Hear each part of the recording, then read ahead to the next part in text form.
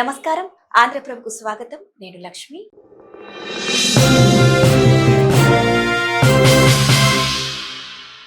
మనిషి పుట్టిన దగ్గర నుంచి కూడా గిట్టే వరకు ఎన్నో సమస్యలు, కష్టాలను ఎదుర్కొంటూ ఉంటాడు.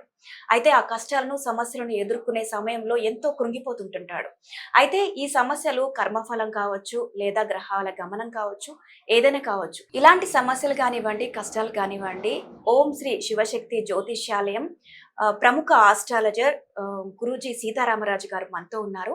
అయితే ఆయన అడిగి చాలా విషయాలు తెలుసుకోవాలి మనం. అలాగే కొన్ని విషయాలు ఇందులో మీకు సంబంధించినవి కూడా ఉండొచ్చు. సో ఈ ఎపిసోడ్ మొత్తం చూడండి, మీ సమస్యకు కూడా పరిష్కారం దొరకచ్చు. ప్రస్తుతం గురువు గారు మనతో ఉన్నారు. నమస్కారం గురుగారు. ఓం నమ శివాయ. సర్వే జనా సుఖినో భవంతు. పరమేశ్వర కృపా కటాక్ష సిద్ధిరస్తు. చెప్తండి గురువు గారు, కొంతమంది కొన్ని సమస్యల వల్ల కోర్టు చుట్టూనే ఎక్కువగా ఇంకా జీవితాంతం తిరుగుతూనే ఉంటారు. అది ఆస్తి తగాదాలు కానివ్వండి, లేదంటే ఇంట్లో గొడవల వల్ల కానివ్వండి. సో ఇలాంటి వాటికి ఎలాంటి పరిష్కారం? వాస్తవానికైతే తల్లి, ఈ భూస్థానమైన సమస్యలు కానీ, అన్నదమ్ముల వల్ల ఆస్తుల పంపకాల విషయాలలో కానీ అనుకూలతమైన బంధన లేకోకుండా కొన్ని భూస్థానమైన సమస్యలు, కుటుంబ సమస్యలలో కోర్టు సమస్యలు, తర్వాత కొన్ని విధాలుగా ఇబ్బందులు పడుతూ, కొంతమంది చిన్నదానికి పెద్దదానికి కేసులు పెట్టుకొని ఇబ్బందులు పడుతూ, వాళ్ళకి ఐక్యత లేకే కదమ్మా అలాంటివి జరుగుతూ ఉంటాయి. ముఖ్యంగా ఐక్యతా భావం అనేది వాళ్ళకి ముఖ్యంగా కలగాలి. దాన్నే వశీకరణ బంధన అంటారు. ఒకరిని చూస్తే ఒకరికి అభిమానం పెరిగే విధంగా, ఎలాంటి సమస్యలు రాకోకుండా వాళ్ళు కాంప్రమైజ్ అయ్యే విధంగా మనం కొన్ని రకాలుగా సహకరించి, వాళ్ళని ఒక దారిలో నడిపించి కుదురుపరిచే విధంగా మనం తప్పక సహకరించవచ్చు. అంత దూరం పోకోకుండా వాళ్ళకు మనోభావాలు ఒకటయ్యే విధంగా, వాళ్ళకి ఐక్యత కలిసే విధంగా, ఒకరిని చూస్తే ఒకరు ఇష్టపడే విధంగా, వాళ్ళు ఏదైనా కానీ ఎంతలా సమస్య అయినా కానీ వాళ్ళల్లో వాళ్ళే పరిష్కరించుకునే విధంగా కూడా మనం ఒక వశబంధన చేసి వాళ్ళని ఒక మంచి చక్కటి మార్గంలో నడిపించి, వాళ్ళకి ఎలాంటి చెడు ఉందా, ఏదైనా ఇబ్బంది పరంగా ఏమైనా ఇబ్బంది పడుతూ ఉన్నారా అనేది మనం అంజనం పరంగా మనం తెలుసుకొని, తాళపత్ర బంధన మనం చూసి, భూగర్భ అంజనం ద్వారా కూడా వాళ్ళని ఖచ్చితంగా గమనించి, వాళ్ళ స్థితిగతులను ఒకటి చేసి, వాళ్ళకి ఖచ్చితమైన మార్గాన్ని చేసి, ఈ కేసుపరమైన ఇబ్బందులు లేకోకుండా వాళ్ళకి అంశపరంగా అనేది కరెక్ట్గా నడిచే విధంగా మనం సలహాలు సూచనలు ఇచ్చి, వాళ్ళని ఈ దారిలో వెళ్ళండి నాయన, ఇలా నడిస్తే అతని స్థితి నీకు దారికి వస్తుంది, ఇతని నుంచి నీకు ఈ రకమైన దారి పొందితే నీకు సమస్య లేకోకుండా పోతుందనే మనం చక్కటి మార్గాన్ని వాళ్ళకు సూచించవచ్చు. వాళ్ళని మంచి మార్గంలో మనం నడిపించవచ్చు. అలాగే గురువుగారు, ఇందాక మీరు చెప్పినట్లు పెళ్లికి పరిష్కారం చెప్పారు, పెళ్లి జరిగింది. అలాగే కలహాలు ఏమైనా జరిగితే పరిష్కారం చెప్పారు. అలాగే ఇప్పుడు కొంతమందికి పెళ్లి జరిగిన కొన్ని సంవత్సరాల తర్వాత కూడా పిల్లలు పుట్టరు. ఒకవేళ పుట్టినా కూడా వాళ్ళు చెప్పిన మాట వినరు, చాలా ముగ్గురుగా తయారవుతూ ఉంటారు. సో దీనికి ఎలాంటి పరిష్కారం చెప్తారు? వాస్తవానికై తల్లి, సంతానపరమైన దోష సమస్యలు ముఖ్యంగా ఇది మనం ఇప్పుడు అనుకునేది కాదు తల్లి. రామాయణం నుంచే నడుస్తూ ఉంది. త్రేతాయుగం, త్రితాయుగం, ద్వాపరయుగం, కలియుగం. కలియుగం అనేది నామకార్థములో ఈ మానవావళిలో నడవవలసిన కొన్ని స్థితిగతుల వల్ల ఆరోగ్యపరమైన సమస్యలు ఉంటే మనం ఏమి చేయలేం. ఆరోగ్యపరంగా అన్ని విధాలుగా బాగుండి మనిషికి సంతానపరమైన యోగము లేకోకుండా, పండు కలగకోకుండా కొంతమందికి వచ్చి రాలిపోతూ ఉంటాయి. కొంతమందికి సంతానపరమైన యోగం అనేది నిలకట్ట లేకోకుండా వాళ్ళ అంశ ఇబ్బంది పడుతూ, ఎందువల్ల కావట్లేదని నానా గుళ్ళుకు తిరుగుతూ, ఆ పరమేశ్వరుని అన్ని విధాలుగా కొలుసుకుంటూ ఇది జరగాలి అని చాలామంది అవస్థపడుతూ బాధపడుతూ ఉన్నారు. దీంట్లో ఉండవలసిన సమస్య ఏంటంటే తల్లి, ముఖ్యంగా తెలుసుకోవలసింది సర్పదోషం, కుజదోషం మన జాతకంలో ఉందా లేదా. సర్పదోషం వల్ల ఖచ్చితంగా సంతానం మీద ఎఫెక్ట్ పడుతూ ఉంటుంది. కుజదోష సమస్య వల్ల భర్త భార్యలంతా అనుకూలం లేకపోకుండా, తర్వాత సంతానపరమైన యోగం కూడా నడవకోకుండా ఇబ్బంది చేస్తూ ఉంటుంది.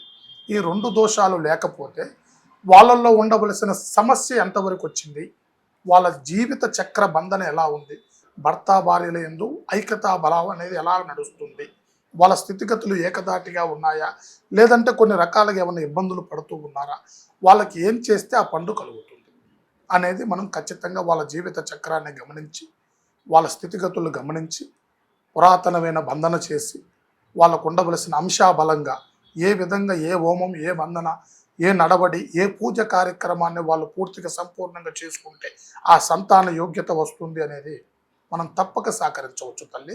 వాళ్ళకి మంచి సూచన ఇవ్వచ్చు.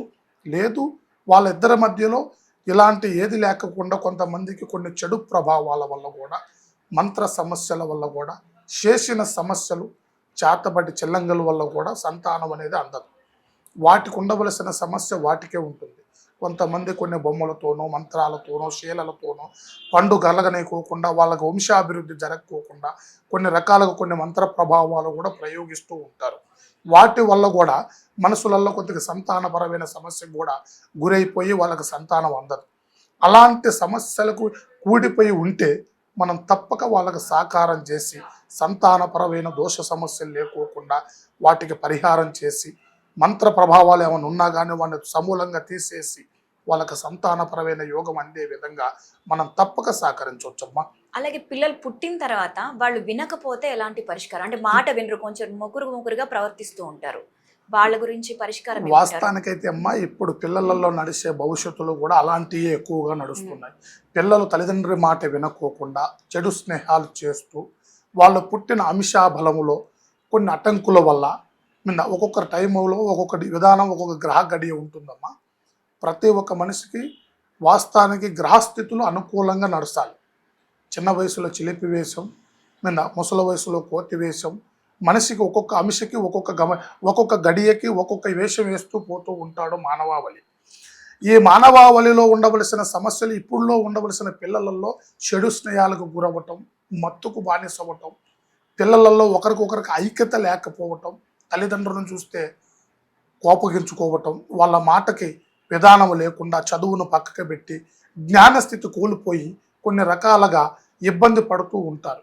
వాస్తవానికైతే తల్లి ముఖ్యంగా వాళ్ళ జాతక అంశ అలాంటి పిల్లలలో ఎవరైనా ఇబ్బంది పడే వాళ్ళు ఉంటే తప్పక మనల్ని సంప్రదించండి. ముఖ్యంగా వాళ్ళల్లో ఉండవలసిన జాతక అంశ ఎలా ఉంది, వాళ్ళు పుట్టిన విగడి ఎలాంటిది, వాళ్ళ జన్మించిన టైం ఎలాంటిది, వాళ్ళ జన్మించిన కుండలి, జాతక కుండలిలో వాళ్ళ స్థితిగతులు కరెక్ట్గా ఉన్నాయా, లేక వాళ్ళ వయసును బట్టి మారుతూ వస్తాయా, లేకపోతే ఎంతవరకు స్థిరపడగలుగుతాడు, ఆ జీవితాన్ని మనం ఎలా మార్చవచ్చు.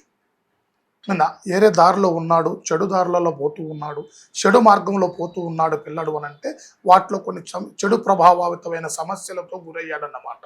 అవి ముందు మనం తెలుసుకొని ఆ పిల్లల్లో ఉండవలసిన ఆ దోష సమస్యని సంపూర్ణంగా సమూలంగా దాన్ని భంగం చేస్తే ఆ పిల్లలలో మంచి దివ్య తేజస్సు పెరిగి చదువు మీద, తల్లిదండ్రుల మీద, కుటుంబం మీద ఒక మంచి అభిప్రాయం ఏర్పడి ఆ బిడ్డలు మంచి భవిష్యత్తుకు వెళ్తారు, వాళ్ళ స్థితిగతులు బాగుంటాయి. లేదు ఆ గ్రహాలకు వదిలిపెట్టేస్తే ఆ గ్రహస్థితి మనిషిని మార్చేస్తూ ఉంటుంది.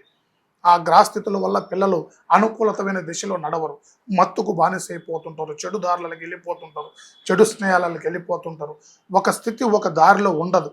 అమ్మ నాన్న మాట ఈ షవును పెడితే ఈ షవు నుంచి వదిలేసి వెళ్తూనే ఉంటారన్నమాట. అలాగా దుర్వ్యసనాలకు పాల్పడి పిల్లలలో చాలా మార్పులు వస్తూ ఉంటాయి. వాళ్ళల్లో ఉండవలసిన సమస్యలకి ముఖ్యంగా వాళ్ళు జన్మించిన విగడియ, టైము, కుండలి మనం గమనించి వాళ్ళ స్థితిగతి ఎంతవరకు వచ్చింది వయసు, వాళ్ళని ఏం చేస్తే ఏ విధంగా చేస్తే బాగుంటుందనేది మనం తప్పటి పరిష్కారాన్ని మనం చేయొచ్చమ్మా.